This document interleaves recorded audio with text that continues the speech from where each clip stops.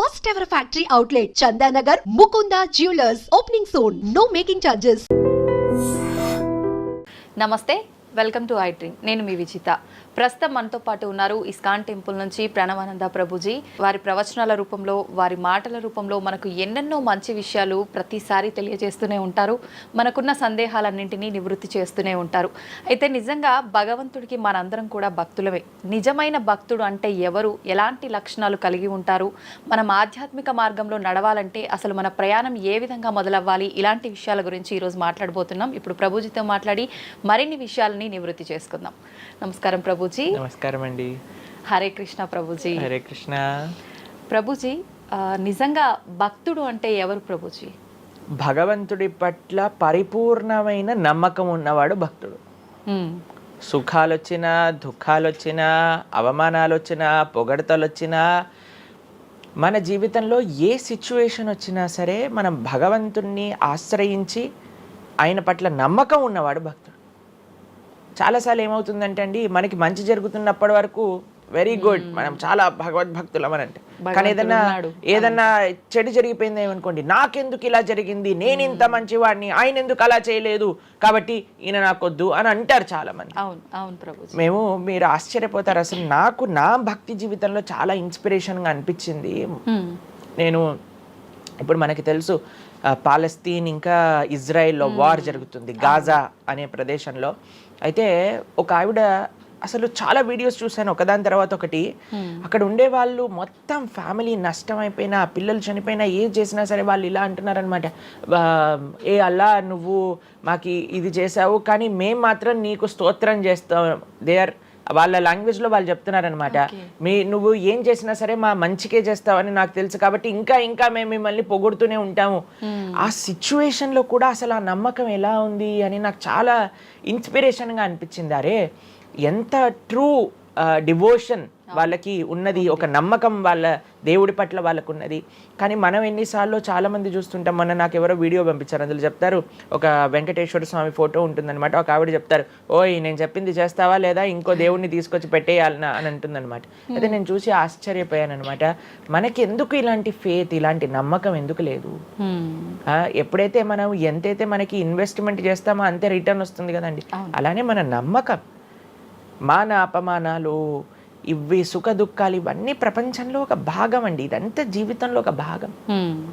అందుకే మన సనాతన సంస్కృతిలో ఎప్పుడు మంచే ఉంటుంది అని చెప్పారు. అందుకే ఈ ఉగాది పచ్చడి, మన నూతన సంవత్సరం ప్రారంభమైనప్పుడు షడ్రుజోపేతం కదండి, చెప్పుకున్నాం. కాబట్టి ప్రతి ఒక్కటి కొద్దిగా అది కావాలి, కొద్దిగా ఇది కావాలి. కానీ మనం ఏం చేస్తామంటే, ఎవరికైతే అచంచల విశ్వాసం ఉంటుందో భగవంతుడి పట్ల, స్వామి నువ్వేం చేసినా నా మంచే చేస్తావు అనేవాడు నిజమైన భక్తుడు.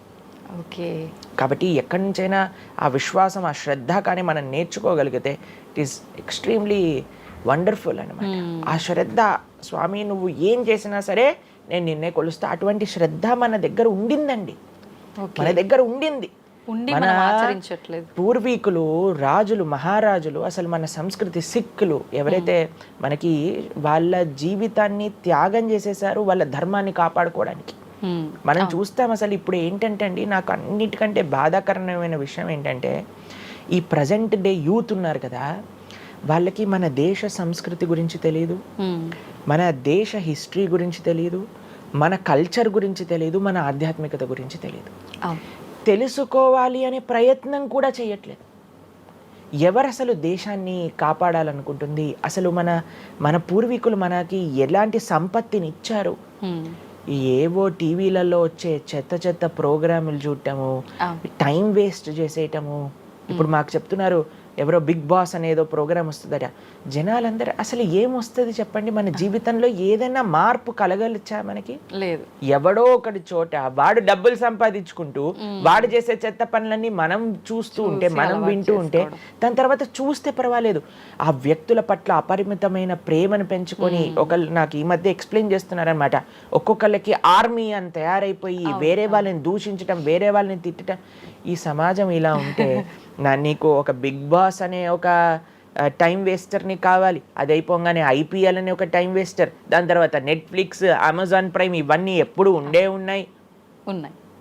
మనకి నిజంగా మేము కొన్నిసార్లు యూత్ని కలిసినప్పుడు అడుగుతామండి, అరే మన దేశ రాజకీయాల గురించి తెలుసా అని అంటే, తెలుసండి.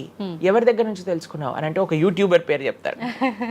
ఆ యూట్యూబర్ ఏమో ఎక్కడో వేరే దేశంలో కూర్చొని మన సంస్కృతిని, మన రాజకీయాల్ని ఎలా ఒక వేరే దిశగా నడిపించాలో నడిపిస్తుంటారు. వాడివన్నీ వింటూ వీళ్ళు ప్రభావితం అయిపోతారు అనమాట. కానీ ఏంటి అసలు మన సంస్కృతి అంటే ఏంటి, మన ధర్మం అంటే ఏంటి, అసలు కొద్దిసం భగవంతుడు చాలా దూరం అనుకోండి, కనీసంలో కనీసం మన భారతీయత అంటే ఏంటో కూడా తెలియదండి అసలు ఇలాంటి పిల్లలకి. ఈ మధ్యలో పిల్లల్ని మర్చిపోకండి. పేరెంట్స్ ఎంతమంది దృష్టి చూపిస్తున్నారు చెప్పండి? చాలా తక్కువ మంది ప్రభుజీ. ఎప్పుడు చూడు ఏ సినిమాకి వెళ్దామా, ఏ సీరియల్ చూద్దామా, ఏ రియాలిటీ షో చూద్దామా, ఏ మూవీ సిరీస్, వెబ్ సిరీస్ కొత్తగా రిలీజ్ అయిందా, ఏ ఇన్స్టాగ్రామ్ లో వీడియోస్ చూద్దామా, ఇలానే ఉండిపోతే మన దేశం ఎటు వెళ్తుంది, మన రాజ్యం ఎటు వెళ్తుంది, మన సంస్కృతి ఎటు వెళ్తుంది ఒకసారి చెప్పండి. కాబట్టి భక్తి అనేది ఒక ప్రస్తుత సమాజంలో అర్థం చేసుకోవటము అనేది ఎప్పుడైతే ప్రతి ఒక్కళ్ళు తమ దగ్గర ఉండే సమయాన్ని వెచ్చిస్తారో, ఎప్పుడైతే నేను తెలుసుకో